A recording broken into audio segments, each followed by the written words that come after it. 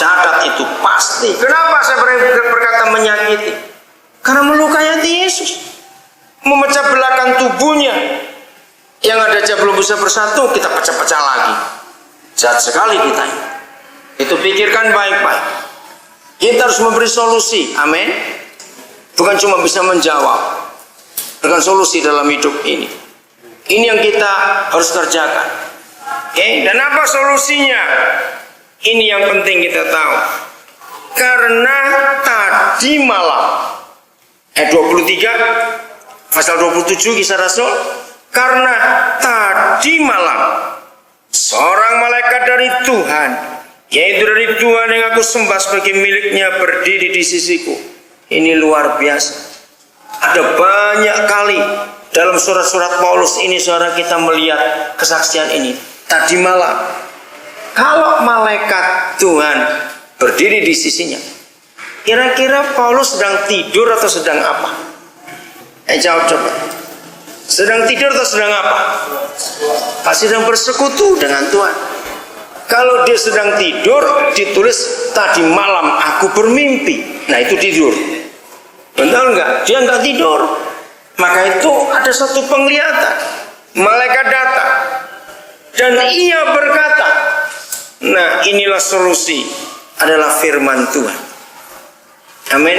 Solusinya adalah firman Tuhan.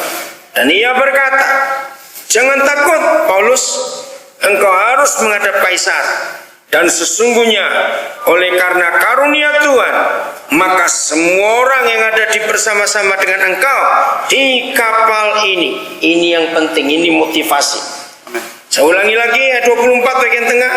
Maka semua orang yang ada bersama-sama dengan engkau di kapal ini akan apa? Selamat karena engkau. Garis bawah ayat itu. Jadi dimanapun kita berada, nyata kita ini ada juru selamat buat orang-orang di sekitar kita. Loh kok cuma satu yang amin? Saya ulangi lagi. Ternyata setelah kita jumpa dengan Yesus Tuhan, maka dimanapun kita berada, dalam kondisi apapun juga, ternyata masing-masing kita adalah juru selamat bagi orang-orang di tempat itu. Saudara, saya percaya saudara kaget mungkin pertama kali dengar ini, karena selama ini kita cuma tahu Yesus yang juru selamat. Tidak. Kalau kita berjalan bersama dia dan hidup bersama dia, maka kita pun juru selamat buat orang-orang itu. Amin kan yang dengan dia? Musuhnya cuma satu. Kalau Tuhan sudah menetapkan kita jadi juru selamat, musuhnya cuma satu yang membuat kita tidak bisa jadi juru selamat. Apa itu?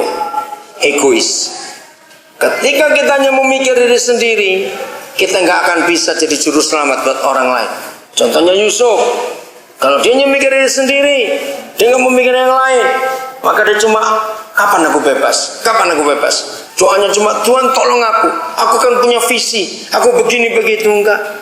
Maka itu dia bisa menolong dua orang rekannya dalam penjara itu juga. Paulus juga begitu. Dia akan mikir, aku suruh menginjil, ini dalam keadaan bahaya. Bagaimana nanti ini? Tapi saudara kita tahu, dia enggak egois. Selamat karena engkau. Semua orang di kapal ini. Jadi dimanapun saudara berada, percayalah kita akan jadi berkat buat orang-orang itu. Sebab itu ayat 25, tabahkanlah hatimu saudara-saudara, karena aku percaya kepada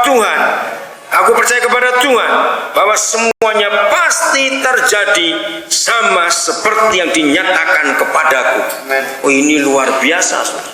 Berarti setiap kita yang jadi juru selamat harus berani meyakinkan orang pasti seperti yang dinyatakan kepadaku. Semuanya pasti terjadi sama seperti dinyatakan kepada. Berapa hari ini saudara, sebelum saya ke Timika ini, saya nggak tahu, belum pernah dalam hidup saya, dalam berapa hari itu saya bisa ketemu pengacara begitu banyak. Saya pikir kenapa ketemu pengacara? Nggak sengaja aja ketemu pengacara. Nah, sampai suatu hari, tiba-tiba kami bisa kumpul. Di antara kumpul itu banyak pengacara. Tahu Roh Kudus suruh saya ngomong salah nih. Mengapa di dunia ini tidak ada satupun LSM, perusahaan perusahaan apa saja, mau itu pelayaran, penerbangan, ekspedisi, asuransi, perusahaan makanan, rumah sakit, penerbangan, apa saja yang berani berkata pasti. Misal gini, itu iklannya. Inilah satu-satunya perusahaan penerbangan. Apabila Anda terbang bersama kami, pasti tidak akan celaka. Inilah perusahaan asuransi, satu-satunya perusahaan asuransi. Pasti kami akan bayar semua klaim itu. Inilah satu-satunya perusahaan farmasi. Semua obat yang kami produksi, sekali minum pasti sembuh. Siapa bisa jawab? Kenapa nggak ada orang berkata pasti? Nggak yakin? Iya betul, bukan cuma itu. Itu saya di depan para pengacara saya ngomong itu.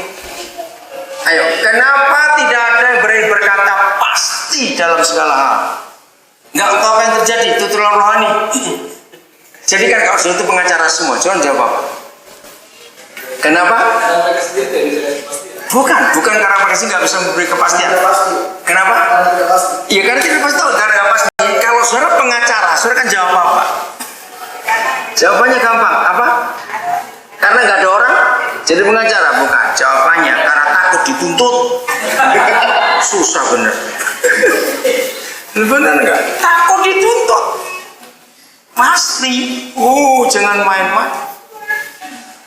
Maka itu tidak ada buku apapun yang pernah dibuat oleh manusia. Dengarkan, tidak ada buku apapun yang pernah dibuat oleh manusia yang di dalamnya ada tulisan pasti. Itu tidak ada. Yang ada cuma Alkitab. Salah satunya ayat ini, pasti. Yang paling hebat saudara baca Yohanes 10:28. Cepat baca ayatnya. Itu hebat sekali. Maka itu saudara, kekristenan bukan agama. Karena agama itu adalah mudah-mudahan. Betul enggak? Mudah-mudahan itu agama. Saudara, silakan dibaca. Yohanes 10:28. Dan aku memberikan hidup yang kekal kepada mereka, dan mereka pasti tidak akan binasa. Mereka pasti tidak akan binasa. Lanjut. Sampai selama-lamanya, dan seorang pun tidak akan merebut mereka dari tangan. Saudara bayangkan, siapa pernah berani berkata pasti? Tokoh apapun tidak ada yang pernah berkata. Negarawan, politikus, dokter, siapa saja, nggak ada seorang pun manusia yang bisa dan berani berkata pasti. Kenapa? Karena nggak tahu apa-apa. Bisa terjadi perubahan apa-apa. Kalau Yesus Tuhan kita adalah satu-satunya pribadi, ini bisa dibuktikan. Karena sejarah mencatat semua tokoh di dunia ini, baik yang sudah mati maupun masih hidup, itu semua kata-kata ditulis, bukan? Ada bukunya semua. Dan hebat, tidak ada yang pernah berkata pasti kecuali Yesus Tuhan kita. Maka itu saudara, kita harus jadi orang yang bukan untuk sombong, tidak. Kita jadi orang yang berani menghadapi apa-apa, karena ada jaminan pasti ini tadi. Ibrani 11 ya. Kami ingin supaya kamu masing-masing menunjukkan kesempatan yang sama untuk menjadikan pengharapan suatu milik yang pasti. Ya, terima kasih. Di belakang sau ada di belakang tabir itu ada sau. Itulah hidup Yesus. Itu di Ibrani pasal 6. Betul, yang pasti, milik yang pasti. Hebat sekali, Saudara. Maka itu begitu celakanya kita kalau kita jadi orang ragu-ragu dalam hidup ini.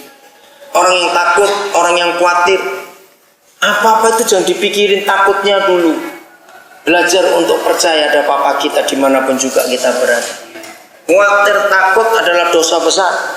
Kita tidak berzina, tidak mencuri, tidak membunuh, tapi takut dan khawatir sama aja. Sebab hukumnya jangan kamu membunuh, jangan berzina, jangan khawatir juga. Kita harus tahu hukum itu. Oke, kembali ke Kisah Rasul 27. Saya ulangi kalimat terakhir ayat 25.